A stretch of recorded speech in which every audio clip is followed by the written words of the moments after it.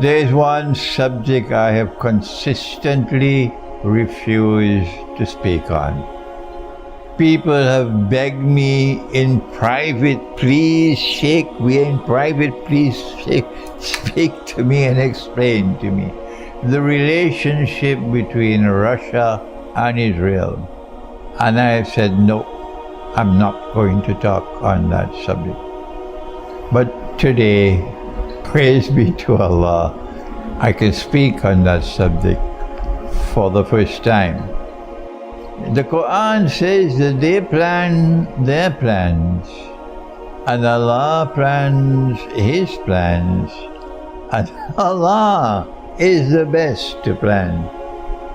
So in 2014, they were able to celebrate. We've pulled off the best of all color revolutions. There's never been a success like this with a color revolution. We're able to change the government of Ukraine from a government which was friendly to Russia to a government which was hostile to Russia. And they did it with a color revolution. They spent billions, I believe, to bring about this change of government in Ukraine. And they celebrated, oh yes, they celebrated in 2014. But no sooner had they begun their celebrations than Allah's plan began to take effect, and their planning began to backfire. And from 2014 to today, the plan is backfiring on them. And in this video, I want to share with you that information. The first thing that happened after the color revolution of 2014 was that Russia was successful in reclaiming Crimea as Russian territory.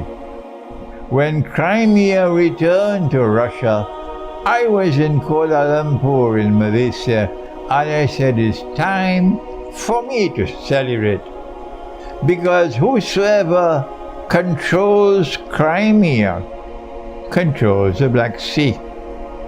And the Black Sea is in the Quran. The Quran speaks in Surah Al-Kahf of Ainun Hamiyah. And the commentator of the Quran, Ibn Kathir, he said that's the Black Sea. Whoever controls Crimea commands the Black Sea. And so it was 639, almost 10 years ago. I said that when Allah spoke of Zulkarnain, an event which will occur twice in history, 2 generations, 2 people, Allah was not speaking about 2 horns, and He was not talking about any Alexander or Cyrus or Darius. No. When He spoke of Zulkarnain, He was speaking about an event which will occur twice in history. And the first one is already explained in the Quran, and in that first one, the Black Sea is present. And I argued 10 years ago that when the second Qarn of Qarnain is to take place, the world will see events emerging in the Black Sea, and this is what happened in 2014, but this is not my subject today. For those of you who have been listening to me, and for those of you who can have the capacity to think, you are able to understand what is happening for the last 10 years with the Black Sea as the focus of your research. Now then, this was the first backfiring of the plan, that they lost Crimea.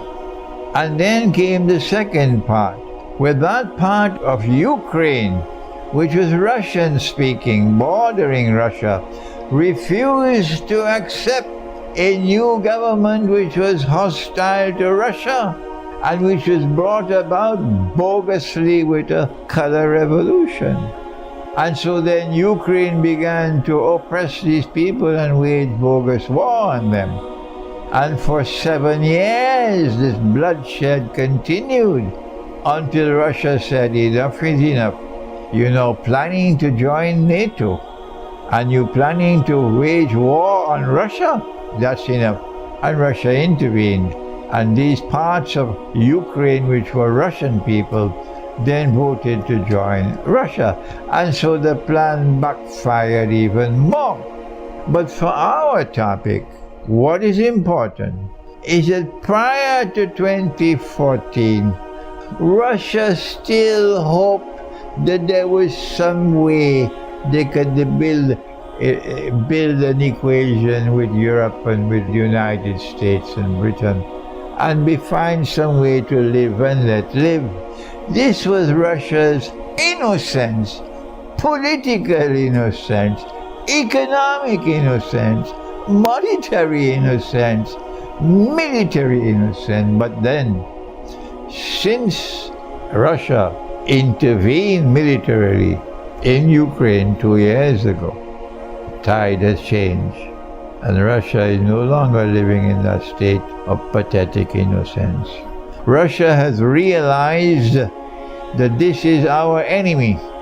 The Western world and NATO are implacably hostile to Russia, and that will not change.